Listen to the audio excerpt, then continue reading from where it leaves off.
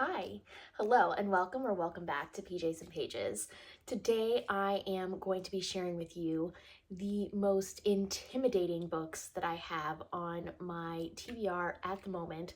I think there's a couple of other ones, but they're not on my TBR. They're just like in my head that eventually I want to get to them in life.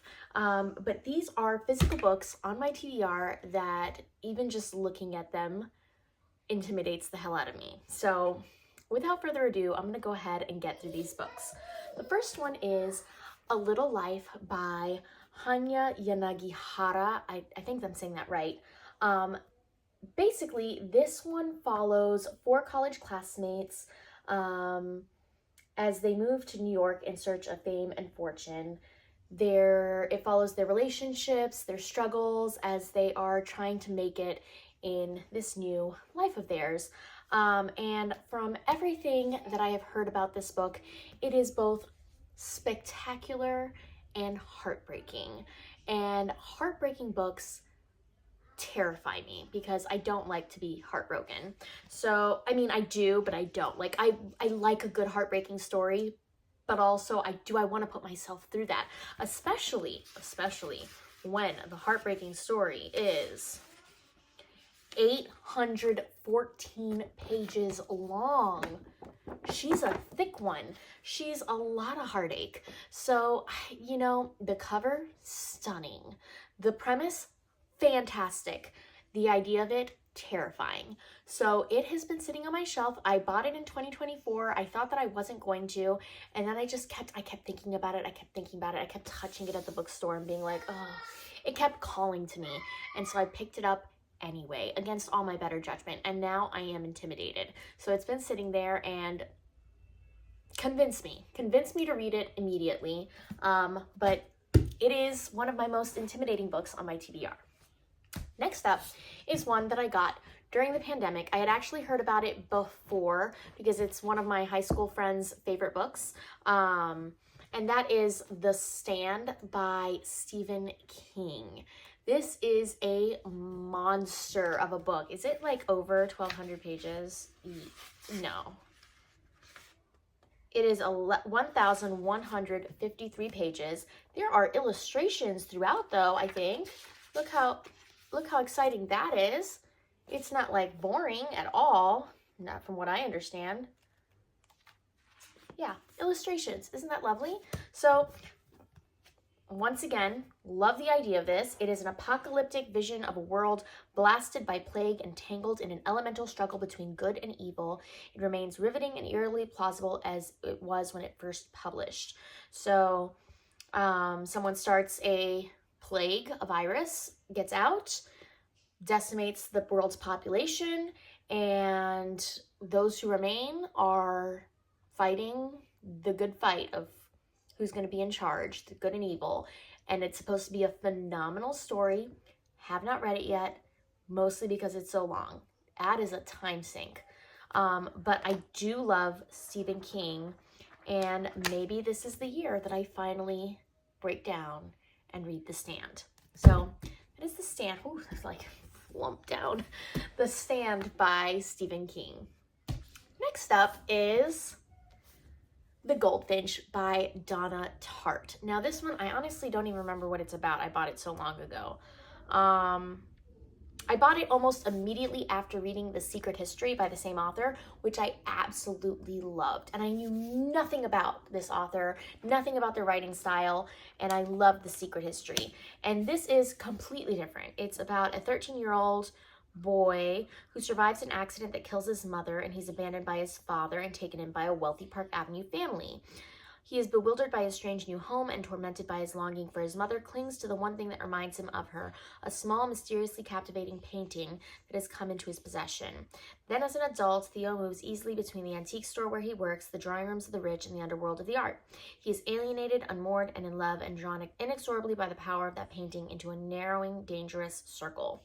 So she writes like very highbrow literary fiction, and that intimidates me because even though I loved The Secret History, it took a lot of like mental fortitude to understand what was going on because this lady's just smart, and her writing is very smart. And unfortunately, while I'm not like an idiot, I'm not that smart.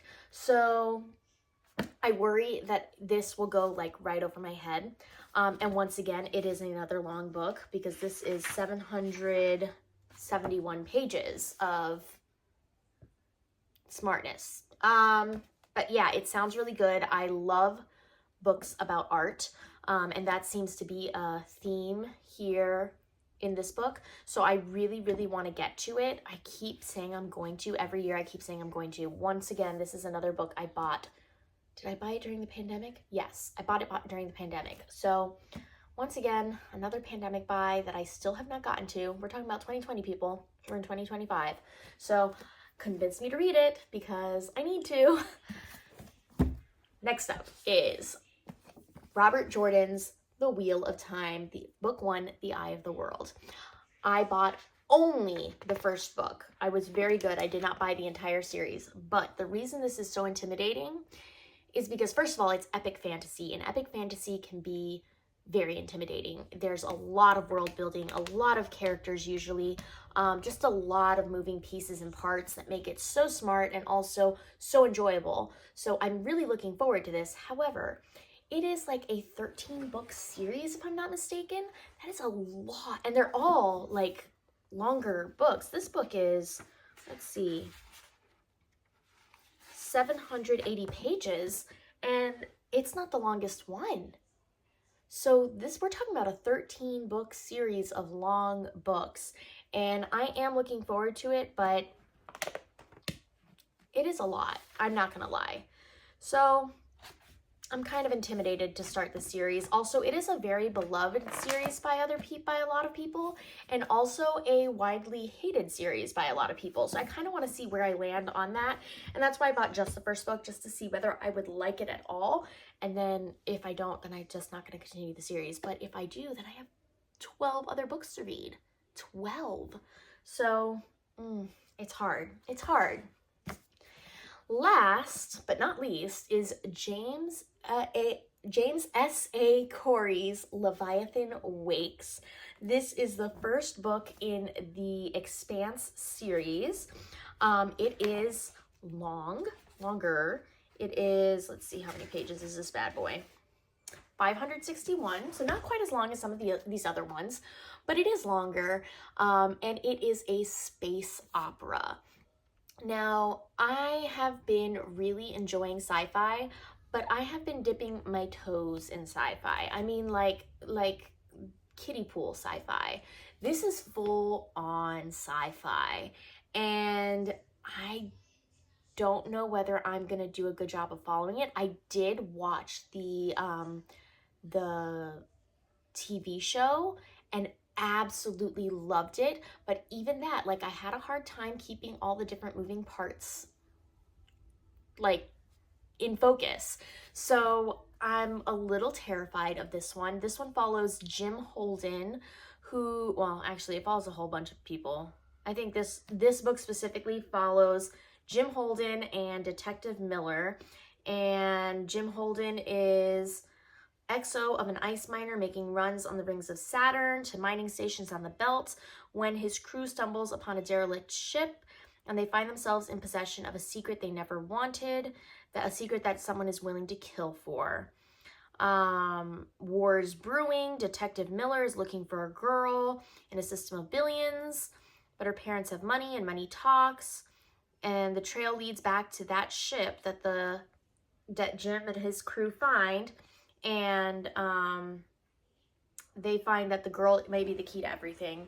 So they have to thread the needle between Earth, the government, the outer planet revolutionaries, and secretive corporations, and odds are against them. But out in the belt, the rules are different, and one small ship can change the fate of the universe. It's fantastic. I mean, if it's anything like the show, it's fantastic. But it is intimidating to me to read something that is so very much so sci-fi, because it is a little bit out of my comfort zone. I think last year I dipped my toes in with the Murderbot series, and I didn't even finish that series yet. I really want to. Those are little novellas. And then I think I read a sci-fi romantasy, or sci-fantasy? Is that how we're gonna say? sci-fi fantasy, which was, no, sci-fi romance. Yeah, I read a sci-fi romance. That was a lot of fun, but once again, very light on the sci-fi, heavier on the romance. I'm trying to think what else I read. At the beginning of this year, I read The Deep Sky. That was more sci-fi, but literary sci-fi. Very cool concept, and it was a thriller. Once again, and it was short. I liked that a lot. So I feel like maybe I might be ready for The Expanse. Maybe. I don't know. Convince me that I am. Convince me that I'm smart enough for these books, because truly that is the problem. These books are all intimidating because for whatever reason, I have convinced myself that I am not smart enough for them, or that I will not be smart enough for them. So that's it. That's why they're intimidating, honestly, if we're being honest. So hopefully I can convince myself otherwise and actually pick up these books, because I have a feeling that there are some 5-star reads in this little small stack. Maybe even all 5 of them are. So very excited to eventually convince myself to read these. If you have one that you think that I should definitely start with, please let me know in the comments below. If you made it this far, please leave a pink heart emoji to let me know that you made it, and I will see you in the next video. Bye!